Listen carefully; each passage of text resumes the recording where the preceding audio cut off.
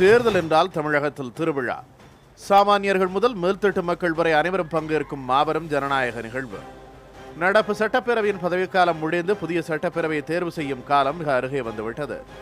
வடக்கே கும்மிடிப்பூண்டி முதல் தெற்கே கன்னியாகுமரி வரை 234 சட்டப்பேரவை தொகுதிகளுக்கும் புதிய உறுப்பினர்கள் தேர்வு செய்யப்பட இருக்கிறார்கள். தேர்தலை நோக்கிய அரசியல் கட்சிகளின் நகர்வுகள் ஏற்கனவே தொடங்கிவிட்டன. இந்நிலையில் தமிழகத்தின் பட்டிதொட்டியெல்லாம் நமது செய்தியாளர்கள் பயணித்து தொகுதி மக்களின் மனநிலையை வழங்கிக் கொண்டிருக்கிறார்கள். சாதாரண மக்கள், விவசாயிகள், முதல் முறையாக வாக்களிக்க போகும் மாணவர்கள், இளைஞர்கள், பெண்கள், மக்களின் பிரதிநிதிகள், அரசியல்வாதிகள் என அனைத்து தரப்பினரையும் சந்தித்து வருகிறார்கள்.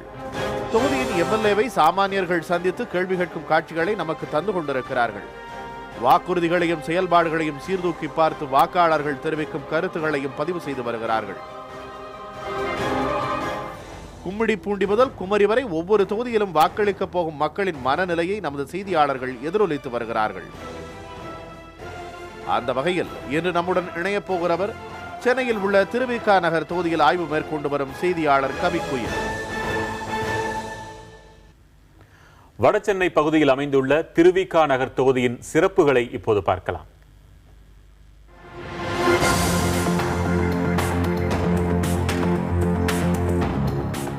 திருவிக நகர் சென்னை மாவட்டத்தில் உள்ள தனி தொகுதிகளுள் ஒன்று.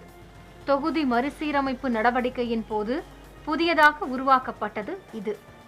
சென்னை மாநகராட்சியின் 10 வார்டுகளை உள்ளடக்கியது இந்த தொகுதி.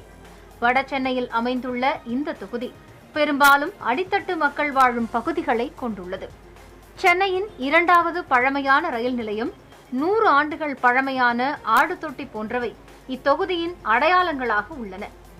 அன்றாட பணிகள் மூலம் வருவாய் ஈட்டுவோர், உடல் உழைப்பு தொழிலாளர்கள் அதிகம் வசிக்கும் தொகுதியாக உள்ளது திருவிக நகர் தொகுதி. திருவிக நகர் தொகுதியில் சமுதாய ரீதியாகவும் பொருளாதார ரீதியாகவும் பின்தங்கிய மக்கள் தான் அதிகம் பேர் வசிக்கிறாங்க. இவங்களோட வாழ்வாதாரம் அப்படின்னு பார்த்தா இங்கே புளியந்தோப்பு பகுதியில் இருக்கக்கூடிய ஆட்டு தொட்டியில் அதிக அளவிலான மக்கள் பணிபுரிகிறாங்க. அது மட்டும் இல்லாமல் கட்டிட வேலை, இந்த மாதிரி தினசரி வருமானம் வரக்கூடிய ஒரு சில வேலைகளிலும் இந்த பகுதி மக்கள் ஈடுபடுறாங்க. தமிழக சட்டமன்ற தொகுதிகள் வரிசையில் 15வது தொகுதியான திருவிக நகர் தனி தொகுதி பெரும்பாலான தொகுதிகளைப் போல பெண் வாக்காளர்களையே அதிகம் கொண்டுள்ளது. இத்தொகுதியின் மொத்த வாக்காளர்களின் எண்ணிக்கை 2,15,420. இவர்களில் ஆண் வாக்காளர்கள் 1,05,014 பேர், பெண் வாக்காளர்கள் 1,09,575 பேர், 3ஆம் பாலினத்தவர் 31 பேர். இந்த தொகுதியின் தற்போதைய எம்எல்ஏ அதிமுகவை சேர்ந்த வ. நீலகண்டன். திருவிக நகர் தொகுதியில் 2011ஆம் ஆண்டு நடந்த சட்டப்பேரவை தேர்தல் விவரங்களை சுருக்கமாக பார்க்கலாம். தமிழகத்தின் வடபகுதியில் சென்னை மாவட்டத்தில் அமைந்திருக்கிறது திருவிக நகர் தொகுதி. இந்த தொகுதியானது புதிதாக உருவாக்கப்பட்டு ஒரே ஒரு முறை மட்டுமே சட்டப்பேரவை தேர்தலை சந்திருக்கிறது.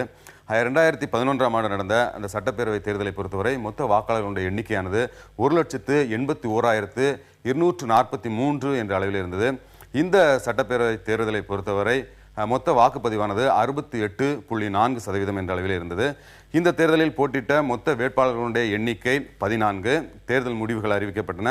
அந்த அடிப்படையில் இந்த தேர்தலில் அதிமுக வெற்றி பெற்றது. அந்த கட்சியைச் சேர்ந்த நீலகண்டன் 72,887 வாக்குகளை பெற்றார். காங்கிரஸ் கட்சியைச் சேர்ந்த நடேசன் 43,546 வாக்குகளை பெற்றார். பாஜகவை சேர்ந்த கருணாநிதி 3,561 வாக்குகளை பெற்றார். திருவிக நகர் தொகுதியில் நடத்திய கள ஆய்வின் போது பலதரப்பட்ட மக்களையும் நமது செய்தியாளர் கவிக்குயில் சரோஜினி சந்தித்திருக்கிறார். தொகுதியின் சட்டமன்ற உறுப்பினர் நீலகண்டனின் செயல்பாடு எப்படி இருக்கிறது என்று கேட்டபோது தொகுதி மக்கள் தெரிவித்த கருத்துக்களை இப்பொழுது பார்க்கலாம். அருந்ததி நகரில் அருந்ததியர் சுமார் ஒரு 5,000 பேர் இருக்கிறாங்க. எல்லாம் செருப்பு தொழிலாளி தான். இது வரைக்கும் இந்த ஏரியாவுக்கு வா. நீலகண்டன் எம்எல்ஏ இது வரைக்கும் எதுவுமே பண்ணலை. அவர் ஒரு ஃபோன் காலுக்கே கண்டிப்பாக எந்த தொகுதியாக கண்டிப்பாக வந்துடுவார். 234 தொகுதியிலேயே பெஸ்ட் எம்எல்ஏன்னு சொன்னால் எங்கள் ஏரியா எம்எல்ஏ தான் சொல்ல முடியும். ஏன்னா எல்லாருக்குமே பயனாளி, எல்லாருக்குமே மிக்சி கிரைண்டர் ஒரு பயனாளிக்கும் வீடு தேடி போய் வந்தது. ஒரு வாட்டி கூட ரவுண்ட்ஸ் மேலே பார்த்துக்கூடாது. இந்த வெள்ள நேரத்தில் கூட ஏரியா இப்போ பார்க்கவே இல்லை. இந்த வெள்ள நிவாரண காசு கூட ஒன்று கூட கிடைக்கல எங்களுக்கு. கவுன்சிலரமாக வந்தது கிடையாது. குடிநீர் 50 பைசா கொடுத்து வாங்குறோம். தெரியுமா, நாங்கள் பார்த்துக்கிறோம். ஆனால் அங்கே வந்து பார்த்து இல்லை இன்னும். என்ன வச்சு ஏது வச்சுன்னு வந்து கேட்கல அவங்க. தண்ணி குழாவுக்கு தண்ணி வரணும். அவர் இங்கே வருவார், அதுக்கு முன்னாடியே வந்து எல்லாருக்கும் நல்லதெல்லாம் செஞ்சுருந்தார். ஆனால் இப்போ வெள்ளம் வந்ததுலேருந்து வர்றது கிடையாது அவர். நான் இந்த தொகுதி எம்எல்ஏ தெரியாதுமா எனக்கு, நான் பார்த்தது கிடையாது. ஓட்டு கேட்கும் போது 10 பேர் கூட வராங்க, அவ்வளோதான். அப்புறம் எங்கே வராங்க? ரொம்ப நாளாச்சு அவர் வந்து ஓட்டு கேட்க மட்டும் வராங்க. மற்ற நேரம் வந்து எங்கள் டிவிஷன் உள்ளே நுழையிறதே கிடையாது. இவ்வளோ வெள்ளம் தண்ணி வந்தது அப்போ கூட வந்து எங்கள் டிவிஷனில் வந்து பார்க்கவே இல்லை அவர். நாங்கள் ரொம்ப பாதிச்சிட்டோம்.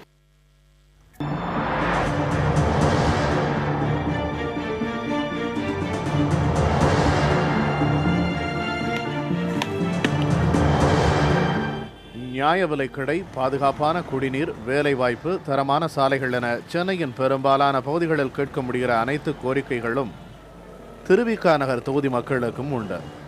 இந்த கோரிக்கைகள் தொடர்பாகவும் தேர்தலின் போது அளிக்கப்பட்ட வாக்குறுதிகள் தொடர்பாகவும் எம்எல்ஏவிடம் அந்த தொகுதி மக்கள் நேரடியாகவே கேள்வி எழுப்பினர்.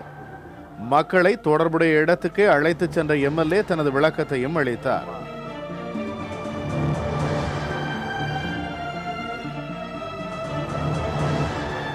ஐயா, எங்களுக்கு ரேஷன் கார்டை கட்டித்தரேன்னு சொன்னீங்களா ஐயா? எப்போ ஐயா கட்டித்தருவீங்க? மக்களின் முதல்வர் அம்மாவின் ஆணைக்கிணங்க 2011 நிதியாண்டு 2012-13 நிதியாண்டில் 4 ரேஷன் கடை கட்டுறதுக்கு டெண்டர் கால்பர் பண்ணி பணமும் ஒதுக்கியாச்சு. கூடிய சீக்கிரம் அந்த கடையை கட்டி அம்மா அவங்க பயன்பாட்டுக்கு கொண்டு வருவாங்க. கண்டிப்பாக கொண்டு வருவாங்க. பணம் ஒதுக்காச்சு, இடமும் கொடுத்தாச்சு. தொகுதியில் போக்குவரத்து வசதிகளை மேம்படுத்தி தருவதாக அளிக்கப்பட்ட வாக்குறுதி என்னவாயிற்று என்று மற்றொருவர் கேள்வி எழுப்பினார். சார் 5 பஸ் ஸ்டாண்டு கட்டித்தரேன், நீங்கள் அதை எப்போ சார் முடியும்?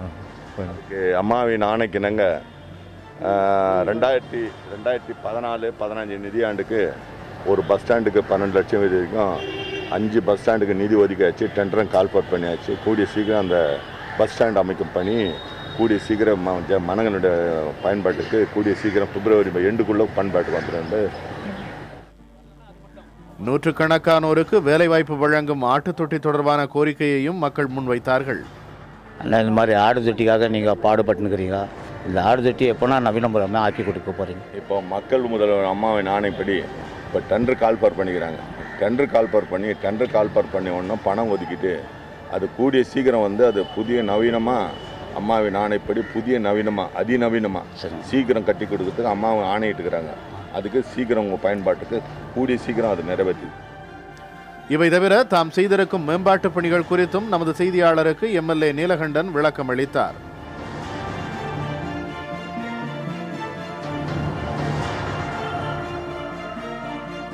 இது வந்து மக்களின் முதல் அம்மாவின் வேண்டுகோள் என்னங்க, 2013, 14, 15, 16 நிதியாண்டில் 2,30,00,000 ரூபா செலவில் ஏழை எளிய மக்களுக்கு அம்மாவின் வேண்டுதல் பிரகாரம் ஏழை மக்கள் பலனடைந்த இந்த திருமண மண்டபத்தை கட்டியிருக்கோம். அம்மா திருமண மண்டபத்தை கூடிய விரைவில் பிப்ரவரி 10ஆம் தேதி அன்றைக்கி திருவிழா பண்ண போகிறோம். அம்மா திருவிழா பண்ணி மக்கள் பயன்பாட்டு கொடுப்பாங்க. அம்மா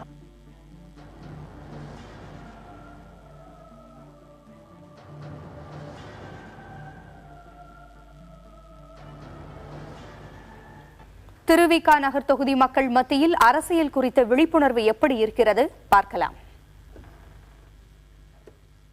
திருவிக நகர் சட்டமன்ற தொகுதி எம்எல்ஏ யார்? எங்களுக்கு தெரியாது மேடம். உங்களுக்கு தெரியுமா? நீலகண்டன். நீலகண்டன் எந்த கட்சியை சேர்ந்தவர்? அகில இந்திய அண்ணா திராவிட முன்னேற்ற கழகம். நமக்கு தெரியாது. தமிழகத்தோட சட்டமன்ற எதிர்க்கட்சி தலைவர் யார்? எதிர்கட்சி தலைவர் வந்து டிஎம்கே தானே வரும். எதிர்கட்சி தலைவர் டிஎம்கே தான். விஜயகாந்த் இருந்தார். அடுத்து இப்போ டிஎம்கே முக ஸ்டாலினா. கேப்டன் விஜயகாந்த் எதிர்கட்சி தலைவர். சென்னையோட மாவட்ட ஆட்சியர் யார்? அது தெரியாது மேடம்.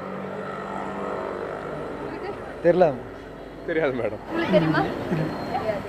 சரி, தமிழக அரசோட மிக மோசமான திட்டம்னா நீங்க எதை சொல்வீங்க? நமக்கு தெரியாது. நீங்க சொல்லுங்க, ஏதாவது ஒரு இதான் மோசமான திட்டம் அப்படின்னா? மோசமான திட்டம் எதுவும் சொல்கிற மாதிரி இல்லை. எங்களுக்கு சாட்டிஸ்ஃபைடாக இருக்குது. அம்மாவோட திட்டங்கள் எல்லாமே எங்களுக்கு சாட்டிஸ்ஃபைடாக இருக்குது. நம்மளுக்கு கரெக்டாக இருக்குது. 2Gனா என்ன சார்? 2Gயா? நம்மளுக்கு தெரியாது. 2Gனா செல்போன் நம்மளுக்கு ஐடியா இல்லை. தமிழகத்தில் மொத்தம் எத்தனை சட்டமன்ற தொகுதிகள் இருக்கு? 235. 235. கரெக்ட் 235. திருவிக நகர் தொகுதியின் அனைத்து பகுதிகளுக்கும் பயணித்து மக்களின் உணர்வுகளை அறிந்துள்ள செய்தியாளர் கவிக்குயில் சரோஜினி நம்மோடு இணைந்திருக்கிறார். வணக்கம் கவிக்குயில். திருவிக நகர் தொகுதியில் நீங்கள் மேற்கொண்ட ஆய்வில் கண்டறிந்த முடிவுகள் என்ன?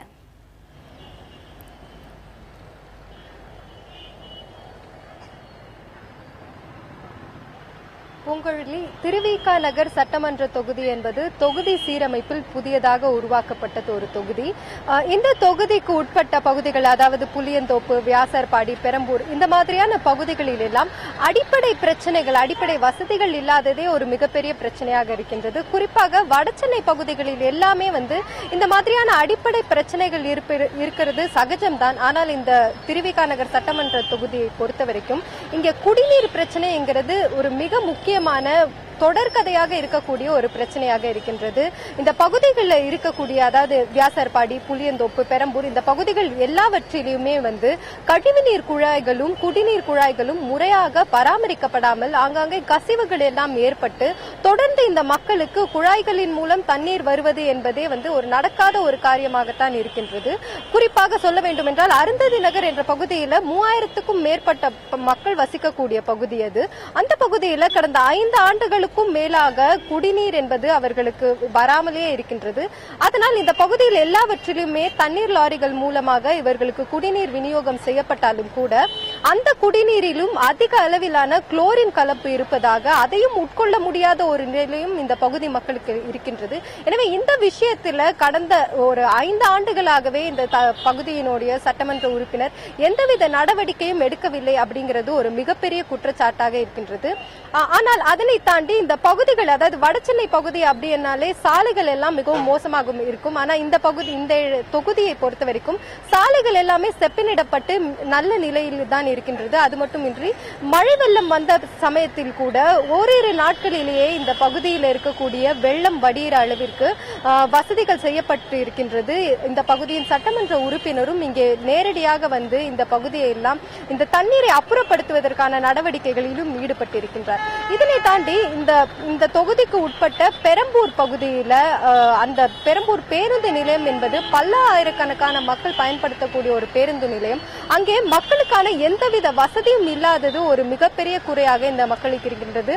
கழிவறை வசதிகள் கூட இல்லாத அந்த பேருந்து நிலையத்தில் அதனை சரி செய்ய அவர்களுக்கு கழிவறை வசதிகள் ஏற்படுத்தி கொடுக்கணும் அப்படிங்கிற ஒரு கோரிக்கையை பல ஆண்டுகளாக சட்டமன்ற உறுப்பினரிடம் வைத்தப்ப கூட அது இன்னும் நிறைவேறப்படாததாகவே இந்த பகுதி மக்கள் சொல்றாங்க.